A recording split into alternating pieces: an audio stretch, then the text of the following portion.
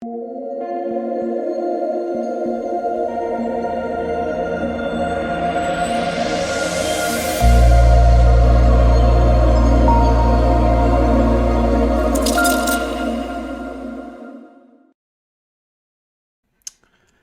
what is going on, guys? It's DK. Back at you with another video here to break down the 5-game NBA main slate on Thursday. Before I get into the video, if you guys are new to the channel, welcome. My name is DK. I make daily videos and live stream for NBA and NFL slates on Draftkings.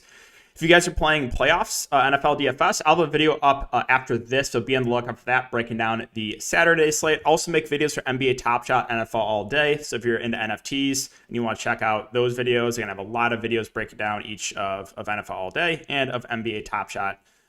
Again, more info on my channel. If you guys are unable to watch these YouTube videos, I also upload on Apple Podcasts. Link is in the description below. It is called the DK DFS Show. And if you could leave a 5-star rating and review, would really, really help me out, guys. Premium content, I offer that on patreon.com, NFL and NBA package. We cover the main, we cover the show and slates. I do player pools, I do core plays, I do live streams, which is the most important. I'm in the Discord all day long answering questions. So yeah, a lot of in-depth content. If you guys want more in-depth content for DFS, again, Patreon down below. The sponsor, or the first half of this video is sponsored by Prize Picks. Guys, if you are not familiar with Prize Picks, player prop site where there's a lot of different ways you can play. So how it works is you can pick 2 to 5 player props and win up to 10x your money. For NBA, you can take over-under on points, rebounds, assists, three-pointers made. You can take over-under on fantasy points. They have NFL. They have playoff stuff up. They have college sports, they have PGA, tennis, soccer. You can mix and match sports, esports. So basically every single sport you can think of. And if you guys want to try it out, you can sign up and use my code DKDFS. It is DKDFS, all one word. And you get a 100% match up to $100. So a free $100 if you use my deposit code and deposit $100 in the site. And as always, I want to thank you guys for your continued support. For everyone that came and checked out the live stream today, we had about 100, almost 150 concurrent viewers. So really appreciate all you guys. And again, if you do enjoy the content, just make sure to hit that like button, subscribe, and hit the notification bell so you know when I upload in the future and go live. Okay, so before we get into players and the prices for this 5-game slate, let's look back at my lineup here from tonight. But first,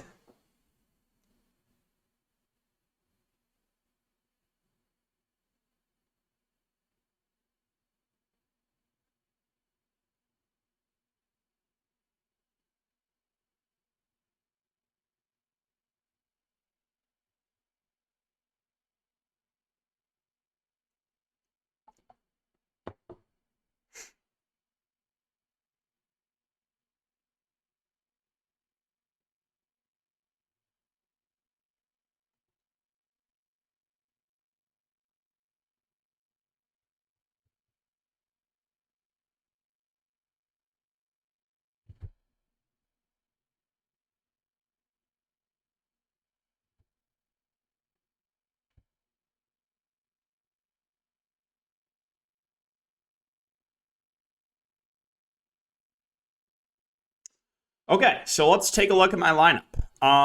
So yeah, it was a really solid night for me. Obviously in pain from what I just shown you.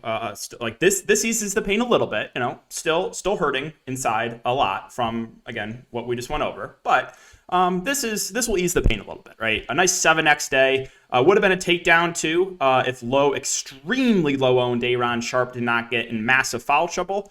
But yeah, Dinwiddie, Schroeder, Pascal, Okongwu, Wood, Murray, LeBron James, and DAYRON SHARPE. So, yeah, I was leaving room for some later games because, I think one of the biggest edges still in DFS is when you have questionable players in the late games, what a lot of people do is they just kind of will take the sure value of the early games, and the value that, could possibly be there in the late games always goes way lower on, right? So one example here is DAYRON SHARPE. Right? Had we got, let's just say the Brooklyn Nets game started at 6 p.m. Central, right at lock. And we got that news that Claxton was out and DAYRON SHARPE was starting. My question for you is, what would his ownership would have been, right? 50%? Maybe more? So, yeah, I left a spot there for him. The Jazz were stressing me out too. I thought Pascal was for sure going to start. They started Royce O'Neal at the 5. I made a post about it on Patreon. I was like, Pascal more of a tournament-only play. Now, I did get lucky here. I ended up keeping it because I was like, I wanted to play DAYRON SHARPE And I couldn't find like a 3v3 swap that I felt comfortable with. So I was just, you know what, screw it. I'm just going to keep Pascal and pray he doesn't kill me. And I got lucky here. Joe Ingles got ejected. So like Pascal played way more than he should have because the random Joe Ingles ejected. So I did get lucky there. Okongwu was the massive chalk. It was actually a little bit disappointing. Definitely expecting more from him. I really like that Spurs and Rockets game. That was my favorite game to stack. So I used a Wood kind of DeJounte Murray pairing. Both went off, especially DeJounte Murray, 73 fancy points. One spot I was leaving spot open was for Lonnie Walker because we didn't know the status of Keldon and Vassell. They ended up playing, so again, I had to move some things around.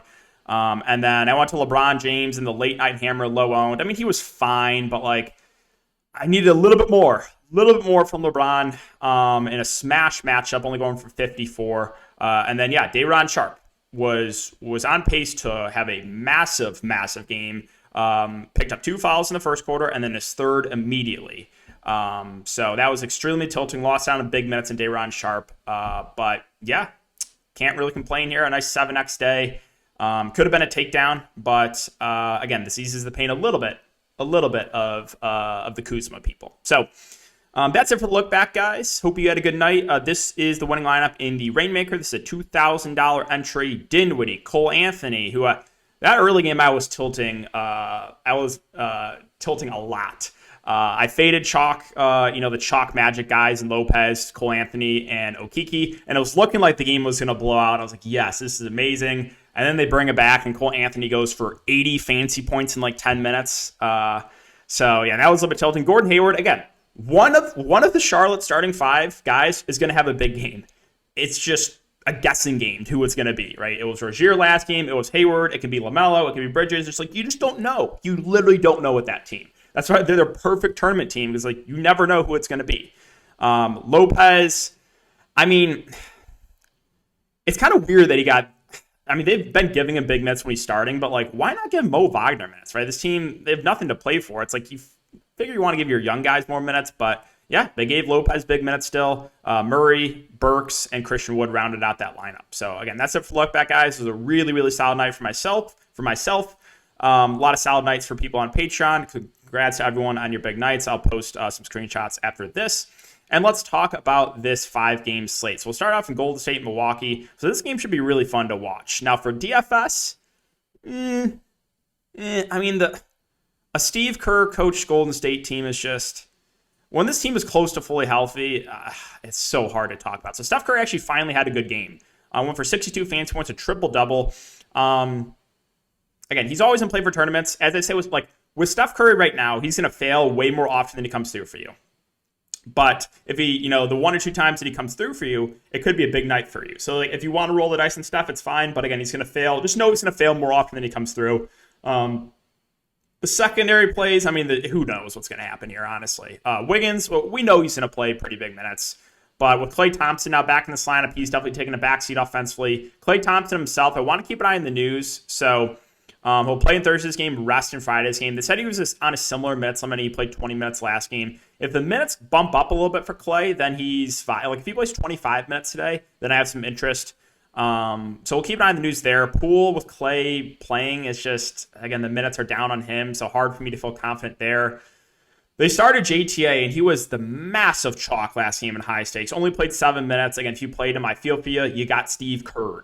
We'll see how they do the starting lineup. I mean, probably Otto Porter is the guy you're going to feel the best about. He played 28 minutes last game. I guess he's like a fair value play. Looney at 4.7 without Draymond Green probably plays about 20 minutes, but his price is up. Gary Payton played really well last game, but again, this team just has so many guards. IGUODALA is only 3.5K, had a bad game last game, but he should get low to mid-20s minutes. I think he's a fair value play. And yeah, that's really it. Again, JTA, I would only have interest in him if he starts. If he does not start, I'm not going to go there. On the Milwaukee side, so Jrue Holiday is doubtful. Giannis ended combo 12-3. I'm not sure if he gets a ton of ownership, but he should play 35-plus minutes. So no issue if you want to spend up for Giannis. Middleton's been playing really well without Jrue Holiday. 9 and 11 assists last couple games, so he's been doing a lot of the ball handling. Now, the price is up on him, but again, he's been playing extremely well, and he's playing big minutes. The top 2 guys look good. Again, I don't expect Jrue Holiday to play. And then Bobby Portis, I think, is very interesting here. So, yeah, he had a really bad game last game. No doubt about it. In a smash spot, he had a really, really bad game. 35 minutes, 20 fantasy points. But the thing here is, right, the minutes were still there. He still played 35 minutes. So if we're going to get mid-30s minutes from Bobby Portis, I think he's a solid tournament play because we know what his upside is. He can go for 40-plus for sure. So I'm intrigued by Portis in tournaments. We do have Grayson Allen back. Content DiVincenzo back. I just don't really feel good about secondary rotation. Again, Jordan NWORA, when I play him 1 of 11, the next game he shoots 7 of 10. But with Grayson Allen back, his minutes should go down. We have the dust of Matthews will play some minutes. Content DiVincenzo were limited last game. I mean, if you want to take some shots in those secondary guys, you can in large field tournaments. So there's nothing that stands out to me. Now, Minnesota and Memphis, this game I think looks appealing to stack. Both teams don't play a ton of defense. On the Minnesota side, so the big three all look good for tournaments for me. I don't know if there's one player that stands out more than the other, but Karl-Anthony Towns, guys, the game did not go to overtime. He played 42 minutes for Karl-Anthony Towns. Anthony Edwards played almost 40 minutes, played 37 minutes. And then D'Lo played mid-30s minutes. So game should be played at a pretty fast pace. I like all three of these Minnesota guys. The tricky part is, they're kind of like the Bulls when they're fully healthy. Kind of hard to figure out exactly who's going to have the big game, but Cat, Edwards, D'Lo, I think are all pretty solid plays here. Vanderbilt, kind of indifferent on him. He fouled out last game. He's been playing pretty well, but also his price is at an all-time high. Let's see. What else? Patrick Beverley, 5.3K, did only play 21 minutes last game.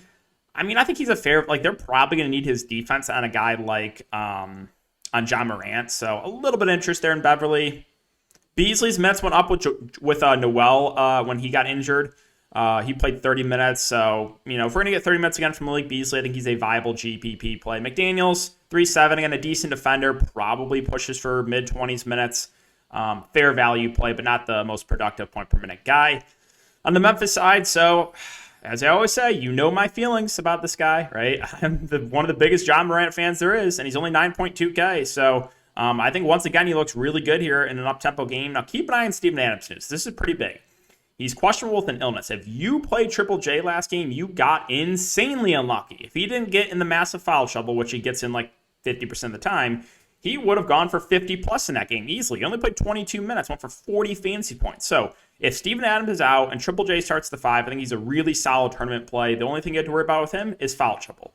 Bane at 6'6" was kind of chalky last game. He was a bust, but minutes should be there. He's been playing pretty well this year. Solid option in the mid-range. Clark and Tillman will get some of the backup 5 run if Triple J gets in foul trouble if Adams is out, but Clark's price is a little bit too high for me. I think I'd rather go to Tillman if I was going to go there. Tyus Jones, again, he turned into Steph Curry last game, went for 42 fantasy points in 23 minutes, but I think that's kind of an outlier for him. Slow-mo, if there's no Adams, probably starts and plays mid-20s minutes, kind of just a play I'm indifferent on. Melton at 4.4. Again, Memphis just has a deep rotation. His minutes have been trending down. And then Zaire Williams' minutes have been trending up a bit. He played 30 minutes. If he continues to start at only 3.5K, I think he's viable. Not super productive when he's on the court in the offensive end, but I think he's in play. All right, Clippers and the Pelicans. This Clippers team, it's a really good matchup here, though. So it's we got to have interest in these guys. Marcus Morris should play mid-30s minutes in a competitive game. I think he's a solid option. I think the price might scare some people off. Reggie Jackson probably shoots the ball 15 to 20 times. He's really been struggling of late, but again, good matchup. Eric Bledsoe came off the bench, had a decent game off the bench. I think he's a little bit riskier if he continues to come off the bench. This is now Amir Coffey's team, as I said in the last video. 43 minutes. Are we serious with that? 43 minutes for Amir Coffey? Went for 43 fantasy points. Now, the thing with the Clippers here is, probably at least one or two of these guys are going to have a good game. But if people are going to chase the Amir Coffey game, I would rather go to someone that's going to be lower owned. So, while I do think Amir Coffey's in play, I think the last couple of games have been outlier performances. And if a lot of people are going to jam them in, I would rather go to, for example, Terrence Mann. Sure, he hasn't been playing as well of late. If everyone plays Amir Coffey, I'll play Terrence Mann at a fraction of the ownership. Now, Vicha Zubac really intrigues me here. Only 4.4K. There's no Hartenstein. He got in massive foul trouble, only played 10 minutes last game. You got to have short-term memory when you play DFS. Price came down. Pelicans play big. Zubac might have to play mid to high 20s minutes here, and it's only 4-4. So I kind of like him as a bounce-back spot here. Now, I will mention the last time they played, Jonas Valanciunas went for 80 fantasy points. You guys remember that? He put Zubac just in a blender. So, but they don't really have many other options. Like Ibaka's the backup 5. If you think Zubac gets in foul trouble again, sure, you can take a shot at Ibaka. Batum's minutes have been all over the place. He's fair value. He's not going to be super productive when he's on the court. And that is it for the Clippers. Moving on to the Pelicans. Really quick, the second half of this video, guys, is sponsored by Roast Umber. Roast Umber, coffee company located in Grand Rapids, Michigan. And the coffee is fantastic, guys. A few different options. They have standard coffee. They have decaf coffee. And again, my personal favorite, the Nitro Cold Brew. And right now, they're running a special offer. So first of all, I have a 20% off discount code. It is DKDFS. And again, the first 25 people get a free 1 pound bag of coffee. Now, the first or the 25 people, it's running thin. So not many people left. Again, if you want to take advantage of that deal and get the free 1 pound bag of coffee, I would do so pretty soon. Again, the Nitro Brew is my personal favorite if that is something you guys are interested in. I'll have a link down below. Again, it's code DKDFS, 20% off, and the first 25 people get the free 1 pound bag of coffee. Okay, but let's move on to the Pelicans here. So Jonas Valanciunas, 8-6. Now, did only play 28 minutes last game. But, again, I don't think it's on here in the recent 10 games. But he went absolutely off last time these two teams played. I think he's a solid option. I don't think he's going to be super popular. Brandon Ingram at almost 9K is going to play big minutes and has been playing pretty well this year. So as mentioned, Ingram, I think Josh Hart probably your safest bet at sub 7K. Should play mid to high 30s minutes. Again, he's just doing everything for the team. So I do like Josh Hart there. The rest of the team, more just tournament options. Devonte Graham, 5'7". Should play low 30s minutes. Definitely not a high usage player though. With with Ingram, with Hart, with JV. Herbert Jones is going to play pretty big minutes, but more out there for his defense. I'll mention my boy NAW has been disappointing this year. He did play 27 minutes last game, but he did have some Herbert Jones foul trouble. If he plays like mid 20s minutes, I think he's an intriguing GBP play. But right now his minutes are not secure. All right, moving on to I guess I'll mention. Jackson Hayes too. He's been playing the backup 5. He's only 3.3K. Played 19 minutes last game. Like he's a fair value play, right? You could do worse, so he's playable. All right, Thunder and the Nets. So this game obviously has some blowout risk here. We'll start with Shai Gilgeous-Alexander, 8K. Again, it's gonna be him. It's gonna be Josh Giddey. If they want to keep this game competitive, those two are gonna have to have big games. I like both for tournaments. Obviously, there's massive blowout risk here, but these two should play big minutes. So I've finished in both the main Thunder guys. Lou Dort, more of just a secondary play for me. That's my thoughts in the secondary plays for the Thunder. So Darius Bazley came off the bench 4-3, played 30 minutes. Does have some upside, but also a very low floor. Robinson Earl had 1 fancy point at halftime when I played him last slate at low ownership. 1. But he did play 28 minutes last game, so he's playable. Wiggins' minutes went down. They're going to use, again, the most just vile 3-headed monster center rotation of JRE, Mike Muscala, and Derek Favors. No one else. All right, on the Nets, so keep an eye on news here.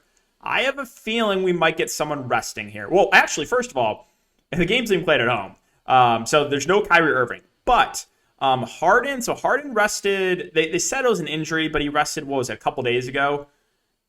KD, just make sure he's playing. I think there's a chance they could rest KD, and obviously, again, Kyrie can't play because it's a home game. So, if KD ends up resting, then James Harden 10-7 obviously is going to look phenomenal, and then this game has a better chance of staying competitive too. Claxton missed the game tonight. If he misses again, DAYRON SHARPE, right? This guy's a really good point per minute guy. The answer is yes. I'm tilted about the foul trouble tonight from him at extremely low ownership, and I'm still tilted from when the Nets had an 8-man rotation. I played him at extremely low ownership, and he got like 8 minutes. Steve Nash, thanks for that. But yeah, DAYRON SHARPE showing what he can do. So if he starts again, I think he's a really good value. They use Blake Griffin as the backup 5. Sure, he's complete dust, not as dusty as Paul Millsap, but still complete dust. So he'll probably play the backup 5. Would be a viable play as well. And then, the value, if KD's out too, then Cam Thomas, Bruce Brown, Bembry, James Johnson, even a lot of these guys would be in play. Patty Mills, obviously, too. So the Nets are a little bit hard of a team to break down right now because I think there's a chance that KD could rest this one. And finally, Portland and Denver. So Nurkic, it's that gif of what's his name, Will Smith, standing in the room and it's like looking around, no one else there. That's Yusuf Nurkic right now. No Lillard, no CJ, no Simons, no Powell, no Nance, Cody Zeller not expected to play. So we will start with Nurkic, who was the chalk last slate and was a bust. Well, if he stays out of foul trouble here, he's going to have to be on the court whenever Nikola Jokic is. So we probably get 35 minutes from Jokic. We're probably going to get 35 minutes from Nurkic. So I think Nurkic is a solid tournament play. I don't know if he's going to be super popular, but again, with all these guys out, he's going to be one of the highest usage players on offense. The downside here is he's prone to foul trouble, and now he's going up against Jokic. So there is some foul concerns. In the playoffs last year, Jokic just constantly got Nurkic in foul trouble, so you got to factor that in.